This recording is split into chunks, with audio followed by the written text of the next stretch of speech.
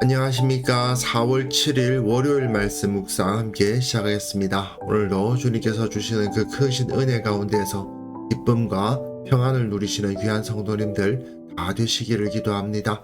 오늘 본문은 마가복음 14장 22절에서부터 26절까지 말씀이고요. 통독하실 말씀은 사무엘하 13장과 14장입니다. 오늘 본문을 통해서 우리가 예수님의 마지막 만찬 그리고 첫 성만찬의 모습을 볼 수 있는데요. 이것을 통해서 교회가 어떤 존재인지를 알 수 있거든요. 내가 어떤 존재고 어떤 삶을 살도록 부르심을 받았는지를 오늘 본문을 통해서 확인할 수 있었으면 좋겠습니다. 그럼 먼저 말씀 보시겠습니다. 그들이 먹을 때 예수께서 떡을 가지사 축복하시고 떼어 제자들에게 주시며 이르시되 받으라, 이것은 내 몸이니라. 또 잔을 가지사 감사기도 하시고 그들에게 주시니 다 이를 마시매 이것은 많은 사람을 위하여 흘리는 나의 피, 곧 언약의 피니라.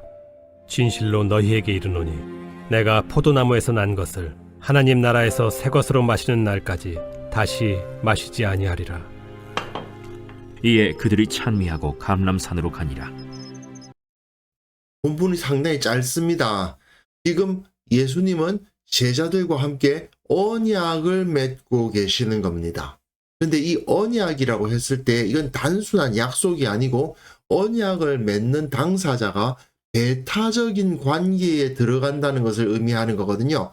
제일 대표적인 게 결혼이죠. 결혼식에서는 남편이 아내에게, 아내가 남편에게 언약을 하고 그 언약을 지키겠다는 맹세를 하지 않습니까? 이를 통해서 두 사람은 그 어느 누구도 그들 관계에 끼어들 수 없고 이 남자는 이 여자만의 남편이고 이 여자는 이 남자만의 아내가 되는 그런 관계에 들어가죠. 하나님과 인간의 언약 관계도 마찬가지고 예수님과 우리들의 언약 관계도 마찬가지입니다. 그런데 언약을 맺을 때 말입니다. 이 두 당사자가 언약이 깨질 것을 생각하고 언약을 맺는 사람은 없죠. 결혼식에 들어가는 신랑이나 신부가 이혼을 염려하면서 들어가지는 않지 않습니까? 요즘은 그런 사람들도 있다고 하더군요. 근데 이혼하게 될 거라는 것을 예상한 결혼, 그런 건 안 하는 게 맞죠. 근데 문제는 오늘 우리가 살펴볼 예수님과 제자들의 언약 체결은 그 언약의 자리에 배신자가 있다는 것을 예수님께서 말씀하신 이후에 이루어진 언약입니다. 그리고 예수님이 또한 오늘 본문이 아니라 내일 본문에 나오겠지만 너희들이 다 나를 버릴 거다라는 말씀을 하세요. 배신할 자가 있다는 것, 그리고 이 언약이 깨질 거란 걸 알고 계시는 상황에서 맺어진 언약이었습니다. 이게 참 아이러니하죠. 그런데 예수님은 그럼에도 불구하고 자기 제자들과 언약을 맺으셨던 거예요. 그들이 먹을 때에 예수님께서 너희들 중 하나가 나를 팔리라 그 말씀을 하셨어요. 이건 지난 토요일 날 말씀에서 우리가 묵상을 했습니다. 그럼에도 불구하고 그들이 함께 먹어요. 예수께서 떡을 가지사 축복하시고 떼어 제자들에게 주시며 이르시되 받으라, 이것은 내 몸이니라 하셨습니다. 유월절 식사에서는 보통 어린 양의 고기를 먹는 내용이 나오는데 여기선 고기가 없습니다. 상당히 초라한 모습의 식사가 이루어지고 있다는 것을 알게 됩니다. 또한 여기서 그 유월절의 고기, 어린 양은 예수님이시죠.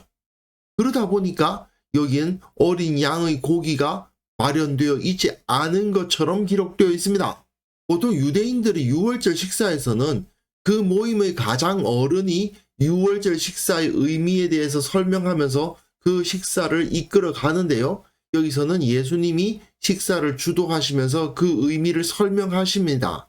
그런데 문제는 보통의 유월절 식사에서의 의미 설명과는 전혀 다른 의미 설명을 하시고 계신 거죠.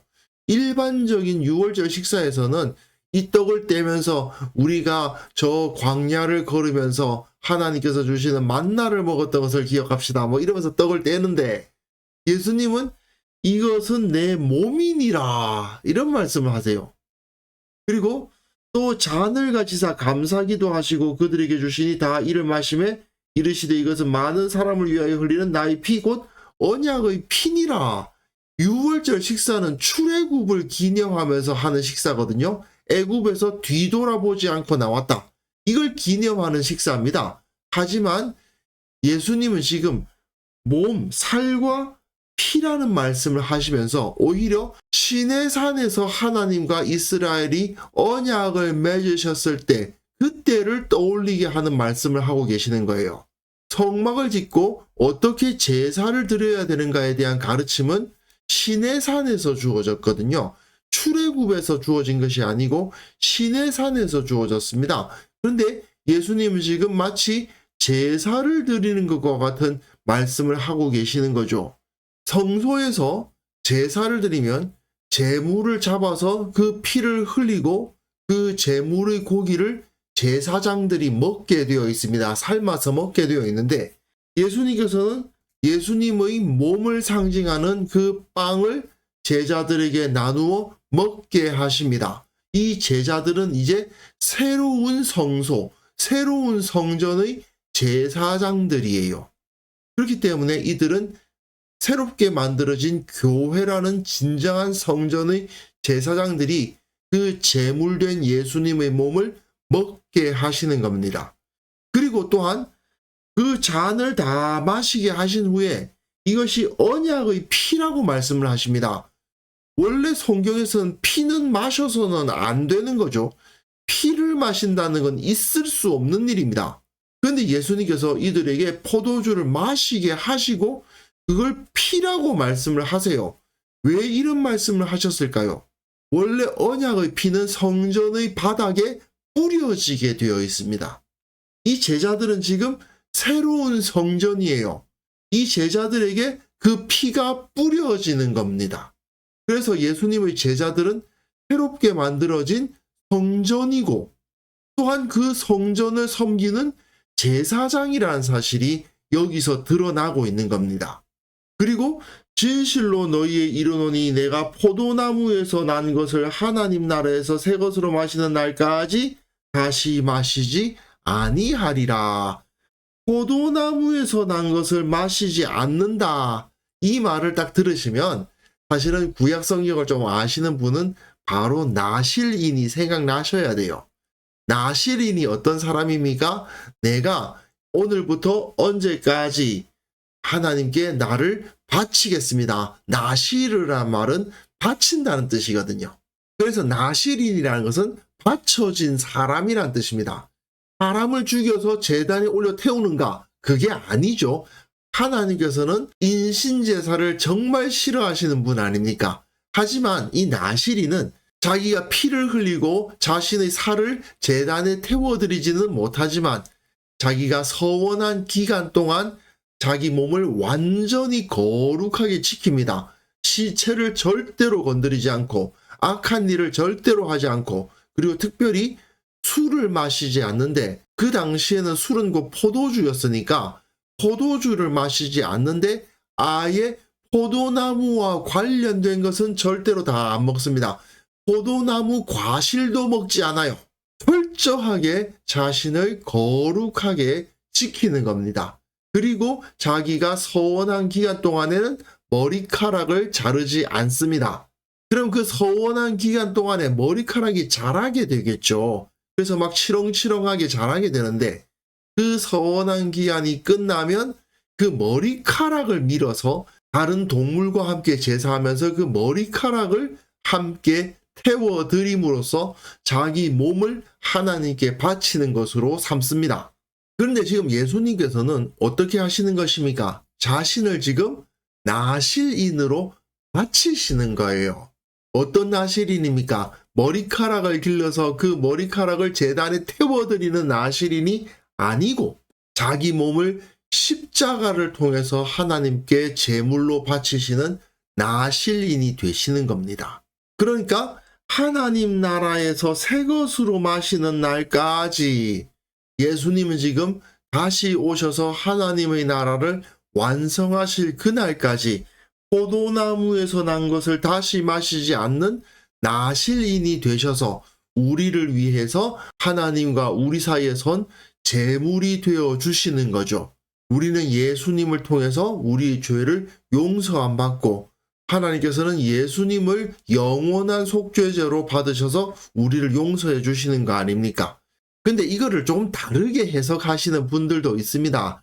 마가복음 15장 36절에 한 사람이 달려가서 해면에 신 포도주를 적시어 갈대에 꿰어 마시게 하고, 예수님이 신 포도주를 마시셨다고 기록하고 있거든요. 그러면 이 서원이 깨진 거 아닌가? 그런 생각이 들 수도 있지만, 이거는 예수님이 십자가에 달리셨다는 것 자체가 하나님의 나라에 들어가시는 거라고 해석을 하는 거예요. 그래서 그곳에서 새 것으로 마시시게 될 것인데, 그게 뭐냐 하면 바로 그 해면에 적신 신포도주였다. 즉 예수님께서 이 신포도주를 받으셨다는 것은 예수님이 나실인으로서의 기간이 끝났다. 나실인으로서의 기간이 끝나면 어떻게 돼요? 자기 머리카락을 밀어서 태워드리잖아요. 근데 예수님의 나실인으로서의 시간이 끝났으니까 자기 몸을 십자가에서 하나님께 대한 제물로 이때 바치셨다는 거예요. 바치셨기 때문에 이제 포도주를 마시지 않는 기간이 끝났다. 그래서 신포도주를 드신 것이다. 이렇게 해석을 하기도 합니다. 둘 다 설득력 있는 해석이기 때문에 둘 다 소개를 해드립니다. 어쨌든 이렇게 해석은 다르게 할 수 있지만 명백한 것은 예수님께서 우리를 위한 제물로서 하나님께 바쳐진 분이 되셨다. 그래서 우리는 제사장으로서 제물의 고기를 먹듯이 예수님의 살을 상징하는 빵을 먹고, 그 성전에 제물이 피가 뿌려지듯이 우리가 성전이기 때문에 그 포도주를 마신다. 그래서 빵과 포도주를 통해서 예수님의 제물 되심을 기념하고, 또한 우리들이 예수님의 거룩한 성전임을 확인하는 시간을 갖는 것이죠. 어쨌든 오늘 본문에서 우리가 기억해야 될 것은, 그 가운데 가룟 유다가 배신할 것을 알고 계셨음에도 불구하고, 또 조금 있으면 이 녀석들이 다 나를 배신하고 도망갈 거 알고 계셨음에도 불구하고 이러한 언약을 맺으심으로써 이들이 거룩한 예수 그리스도의 몸이요 성전이 되게 하셨다는 것을 우리는 이 본문을 통해서 기억해야 됩니다. 여기에 제자들이 잘한 것이 있느냐? 없죠. 제자들은 공로가 전혀 없어요. 예수님께서 이 자리를 마련하셨고요. 그 가운데 배신자가 있음을 아심에도 불구하고 언약 맺으셨고요. 그리고 찬양하면서 그 잡히실 감람산으로 나아가셨던 것을 우리는 기억해야 됩니다. 이건 그야말로 주님으로부터 거저받은 놀라운 은혜일 수밖에 없습니다. 새롭게 세워진 성전이고, 또한 그 성전의 제사장이라는 정체성을 우리가 잊어버리거나 그 지위에 걸맞지 않은 행동을 해서는 안 된다는 것을 우리가 다시 한번 확인했으면 좋겠습니다. 우리의 마음속에는 여전히 주님을 멀리하는 배신자의 성품이 남아있는 것을 인정해야 됩니다. 우리의 죄악 때문에, 우리의 불성실함 때문에 주님의 성소답지 않게, 주님의 제사장답지 않게 살아간 적이 얼마나 많았습니까? 하지만 이제 주님의 성소로서의 역할을 온전히 감당하겠다는 결단을 할 수 있었으면 좋겠습니다. 이 거룩한 정체성을 우리가 잃어버려서는 안 되겠죠. 그래서 이 시간 함께 기도하실 때에는요, 매일의 삶 가운데 내가 성령을 모신 거룩한 성소다, 이 정체성을 잃어버리지 않고 살아가게 하옵소서. 우리 교회의 예배와 교제 가운데 주님의 은혜가 임하고 주님의 몸이자 성전인 그 교회의 온전한 역할을 감당하게 하옵소서. 함께 기도하는 시간 갖습니다.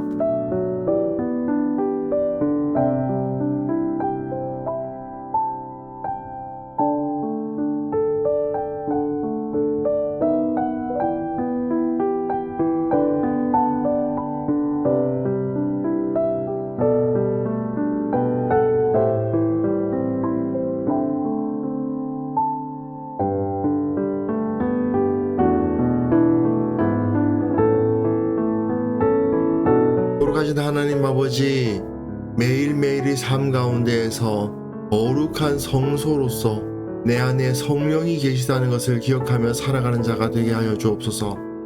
우리 교회가 예배하고 교제하고 함께 은혜를 나눌 때에 주님의 은혜가 임하고 우리가 예수 그리스도의 몸이다, 우리가 성전이다 하는 것을 기억하며 그 역할을 온전히 감당하는 공동체가 되게 하여 주옵소서. 한국 교회를 위해서 기도합니다.